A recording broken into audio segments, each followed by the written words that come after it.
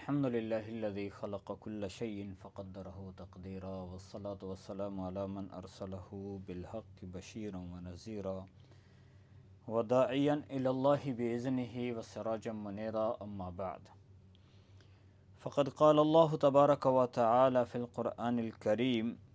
ربنا وابعث فيهم رسولا منهم يتلو عليهم آياتك ويعلمهم الكتاب والحكمة ويزكيهم انک انت العزیز الحکیم صدق اللہ العظیم۔ سورۃ البقرہ آیہ نمبر 129۔ اللہ تعالیٰ فرماتے ہیں، اے ہمارے رب، بھیج ان میں سے ایک رسول کو،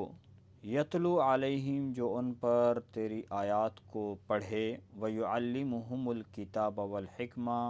اور سکھائے ان کو کتاب اور حکمت، ویزکیہم، اور ان کو پاک کرے۔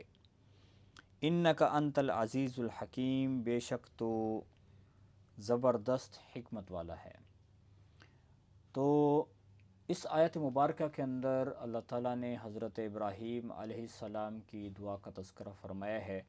اور اس سے پچھلی آیات مبارکہ میں بھی حضرت ابراہیم علیہ السلام کی دعاؤں کا تذکرہ چل رہا تھا، کیونکہ ابراہیم علیہ السلام کو جب اللہ کی ذات نے اطاعت کا حکم دیا تو اللہ کے حکم کی تابعداری انہوں نے کی، اپنے بچے کو، بیوی کو لے کر ایک ویران چٹیل میدان میں چھوڑا،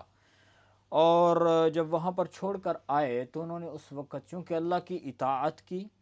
اللہ کی عبادت کی، تو اس کے بعد اللہ کی ذات سے دعا مانگی، اور پہلی دعا ان کے لیے یہ کی تھی کہ اے اللہ، یہ ویران اور بیابان علاقہ ہے تو اس کو شہر بنا دے، اور پھر اس کے بعد دعا کی کہ اس کو امن والا شہر بنا دے۔ پھر تیسری دعا کی، کیونکہ وہاں کھانے پینے کی چیز ہی نہیں تھی، وہ وادی غیر ذی زرع، یعنی وہاں پر زراعت ہوتی نہیں تھی، تو ایک ویران اور بیابان چٹیل میدان جیسا اور پہاڑوں کا علاقہ تھا، تو وہاں کوئی چیز اگتی نہیں تھی، تو حضرت ابراہیم علیہ السلام نے وہاں پر اللہ کی ذات سے دعا کی کہ اللہ ان کو پھلوں کا رزق عطا فرما۔ ابراہیم علیہ السلام نے وہاں پر اپنے بچوں کے لیے جو دعا کی ہے، یہ دعا نہیں کی کہ اللہ تو کیا کر دے کہ اس زمین کو کھیتی کے قابل بنا دے، یہ دعا نہیں کی، اور اس میں حکمت یہ تھی کہ ابراہیم علیہ السلام نے یہ دعا اس لیے نہ کی کہ جو ان کی اولاد ہے وہ کہیں کھیتی باڑی میں مصروف ہو کر جو اصل اللہ کے گھر کو آباد کرنے کا جو مقصد ہے، یعنی جس مقصد کے لیے اسماعیل کو، اما ہاجرہ کو وہاں چھوڑ کے آ رہے تھے، تو وہ مقصد فوت ہو جاتا، تو اس لیے اللہ کی ذات سے دعا کی کہ اللہ تو کیا کرے، ان کو پھلوں کا رزق عطا فرما، اور باہر سے رزق ان کے لیے آ رہا ہو، اس زمین کے لیے نہیں، ایسی دعا نہیں کی کہ اس کو تو کھیتی کے قابل بنا دے، اور پھر اس کے بعد دعا کی اے اللہ ان کو امتا مسلمۃ لک، اپنا فرما بردار بنا، یہ بھی دعا کی، اور اللہ کے گھر کی تعمیر کی تو تب یہ دعا فرمائی، اور پھر اس کے بعد ابھی جو دعا کر رہے ہیں وہ اور بہت بڑی ایک دعا اللہ کے نبی صلی اللہ علیہ وسلم کی آمد کے حوالے سے یہ دعا ہے کہ فرمایا کہ اے میرے رب، یعنی دعا کا طریقہ بھی دیکھیں کہ بار بار حضرت ابراہیم علیہ السلام اپنی دعا کو لفظ رب سے شروع کر رہے ہیں، کیونکہ اس کے اندر بہت بڑی عاجزی ہے، اور اللہ تعالیٰ سے دعا کرنے کا ڈھنگ اور طریقہ سکھا رہے ہیں کہ جب بھی کوئی اللہ سے دعا کرنا چاہتا ہے تو اس کو چاہیے کہ وہ پہلے اپنی عاجزی، انکساری کا مظاہرہ کرے، جس کی وجہ سے اللہ کی ذات کی رحمت متوجہ ہوتی ہے، اللہ کی ذات کو اس بندے پر پیار آتا ہے کہ جو اپنی عاجزی کا اظہار کر رہا ہے،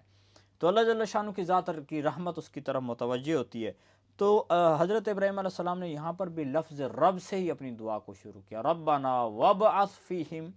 رسولا منہم، کہ اے اللہ تو ان میں سے ان کے اندر ایک رسول کو بھیج دے۔ اب یعنی یہ ایک بہت بڑی دعا کی کہ اے اللہ تو میری جو اولاد ہے ان میں سے ایک رسول بھیج،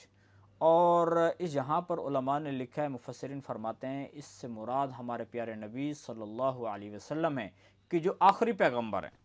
کہ اللہ ان کو بھیج دے،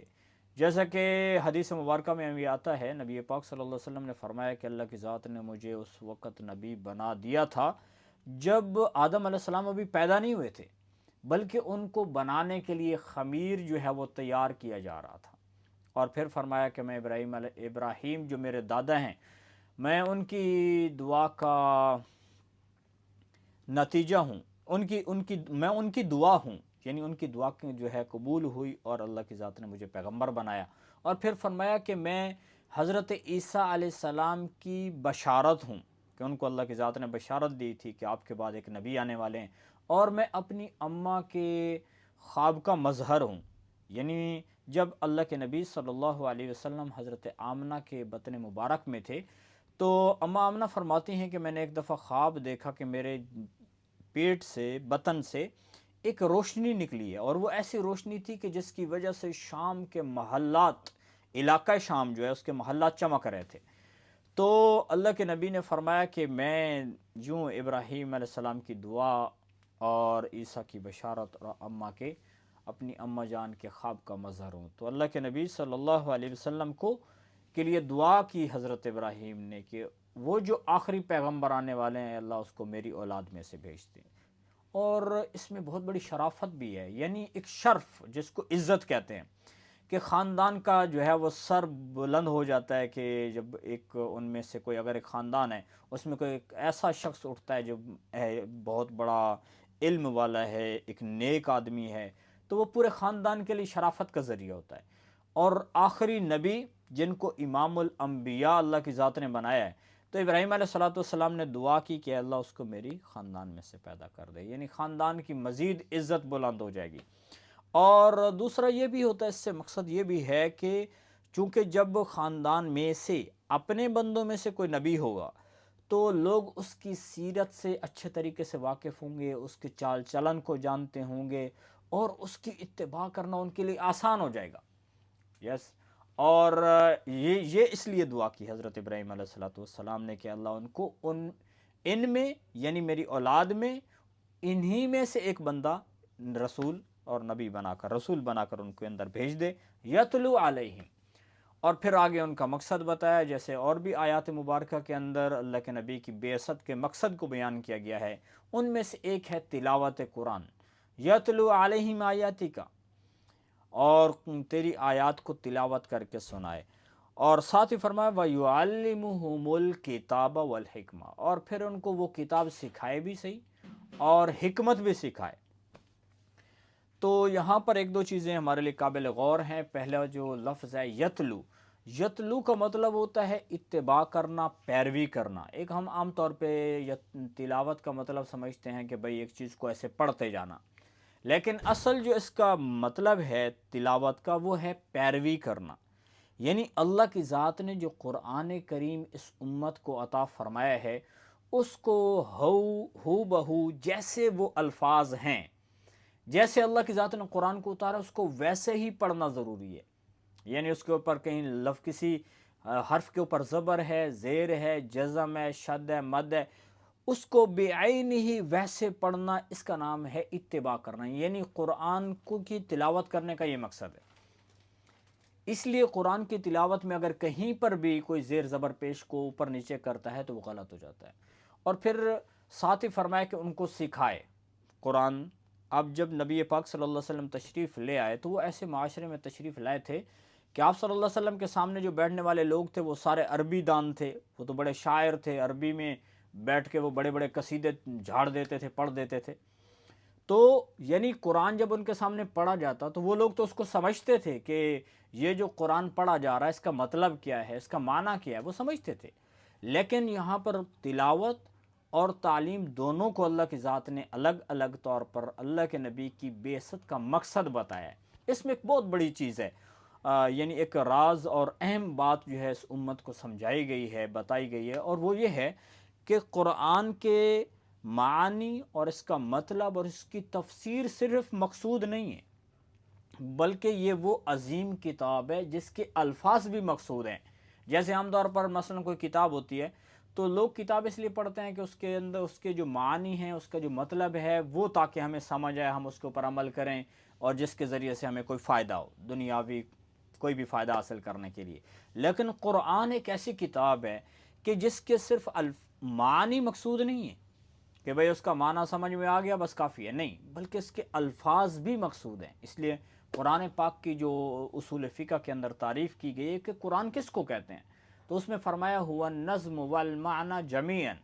کہ یعنی قرآن جو ہے وہ الفاظ اور معنی دونوں کا نام ہے۔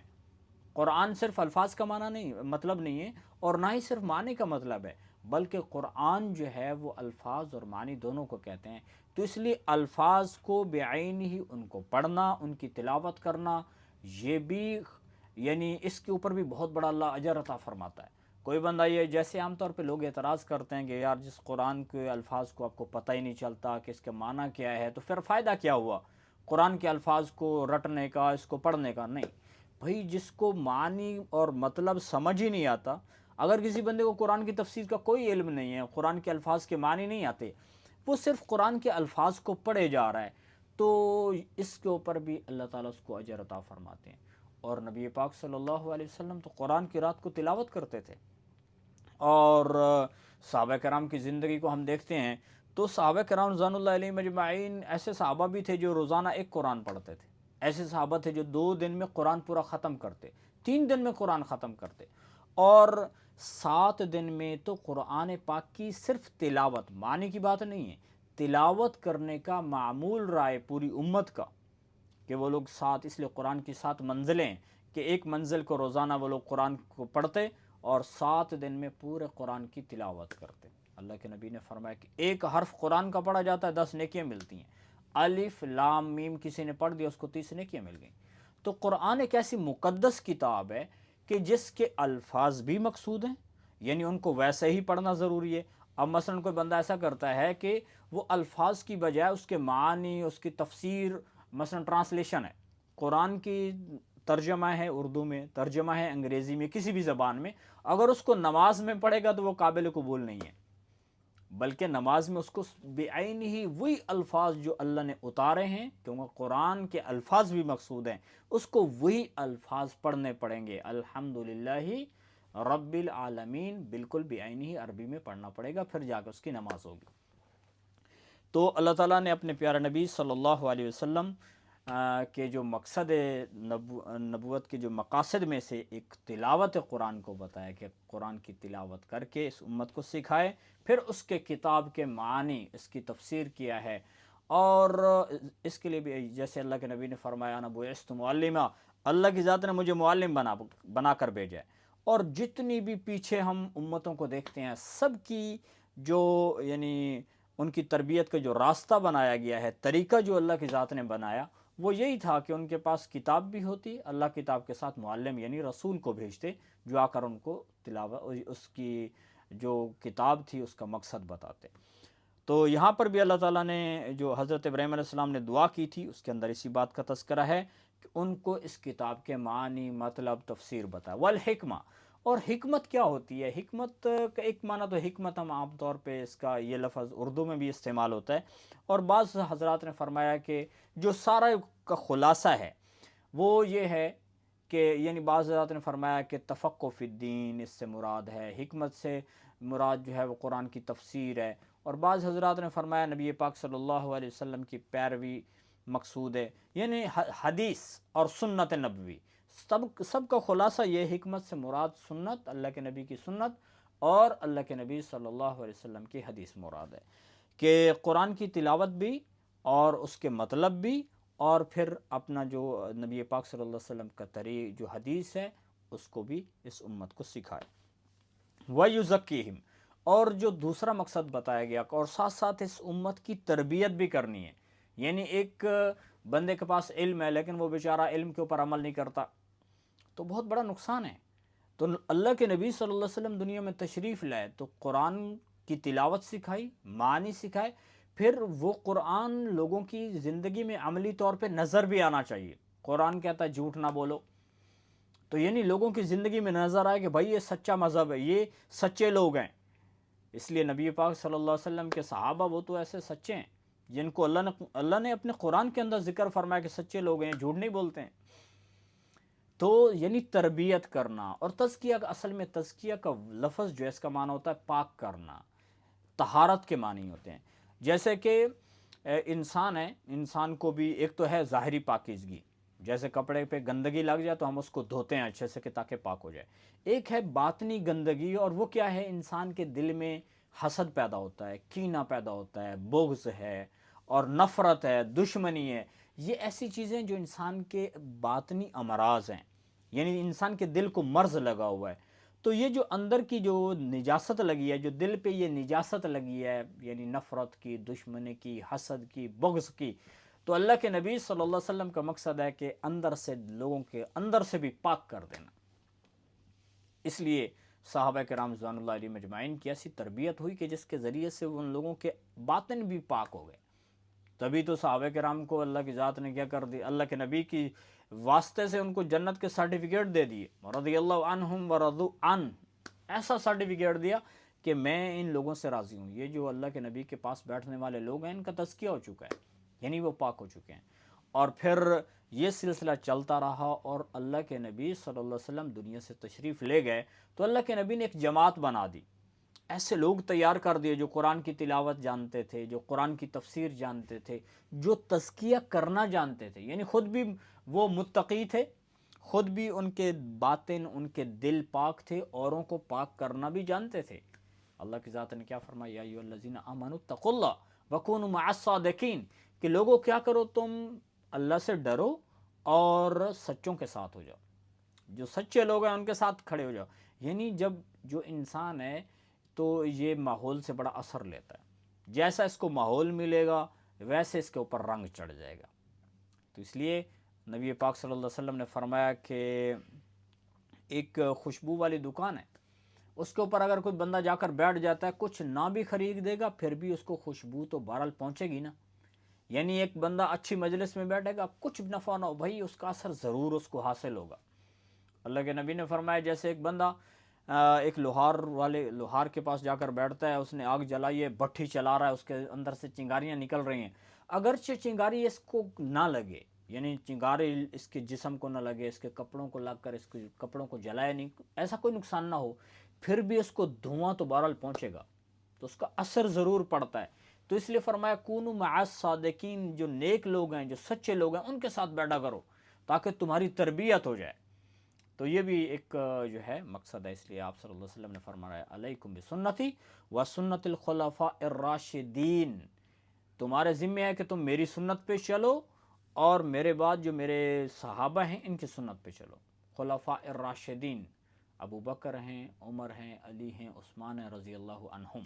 تو یہ وہ لوگ ہیں، تربیت یافتہ لوگ ہیں. تو فرمایا کہ ان کی سنت کے اوپر چلنا. اور ایک حدیث میں تو باقاعدہ حضرت عمر اور حضرت ابو بکر رضی اللہ تعالیٰ عنہ کا اللہ کے نبی نے نام لیا، اقتدو، ان کی اقتدا کرو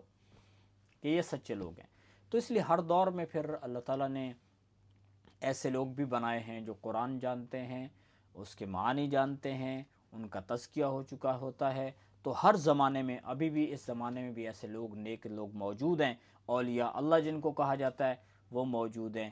تو ہمیں کیا چاہیے کہ اب ہماری جو تربیت کا راستہ ہے اور ذریعہ وہ یہ ہے، قرآن کی تلاوت کریں، قرآن کو سیکھنے کی کوشش کریں، اور جو نیک لوگ ہیں ان کے پاس بیٹھا کریں تاکہ اس کے ذریعے سے ہمارا اندر باطن پاک ہو، ہمارا تزکیہ ہو. اور اس تزکیے کے ذریعے سے جہاں پہ آخرت میں جنت ملنی ہے، اس سے پہلے اللہ تعالیٰ دنیا بھی ٹھیک کر دیں گے. اور تزکیہ کرانا بہت ضروری ہے. جیسے فرمایا کہ اگر ایک بندے کے دل میں حسد پایا جاتا ہے، حالانکہ حاسد دوسرے کا نقصان نہیں کر سکتا ہے،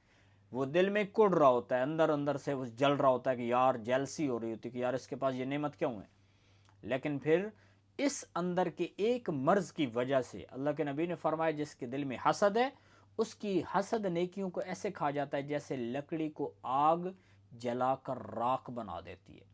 جیسے اس طرح جو ہے وہ بالوں کو سر کے اوپر پھیرا جائے تو وہ بالوں کو اڑا کے ختم کر دیتا ہے. ایسے حسد کرنے والا بندہ، اس کی نیکیاں جو ہے وہ حسد اس کی نیکیوں کو ایسے ختم کر دیتا ہے، جلا کے ختم کر دیتا ہے. تو ان آیات مبارکہ، اس آیت مبارکہ کے اندر حضرت ابراہیم علیہ السلام کی دعا ہے، انک انت العزیز الحکیم، اے اللہ تو زبردست حکمت والا ہے. تو اللہ سے جو مانگے گا اللہ تعالیٰ اس کو عطا فرمائیں گے. اور حدیث مبارکہ کے اندر آتا ہے کہ حضرت ابراہیم علیہ السلام نے جب یہ دعا مانگی تو اللہ نے ان کی دعا کو قبول کر لیا، اور نبی پاک صلی اللہ علیہ وسلم کو ابراہیم علیہ السلام کی اولاد میں سے، یعنی حضرت اسماعیل کی اولاد میں سے پیدا کیا، اور بہت بڑا شرف عطا فرمایا ان کی نسل کو، اور اس کے ذریعے سے سمت کے اوپر احسان فرمایا. تو اللہ تعالی ہمیں دین کی بات کو سن کر اس کے اوپر عمل کرنے کی توفیق دے۔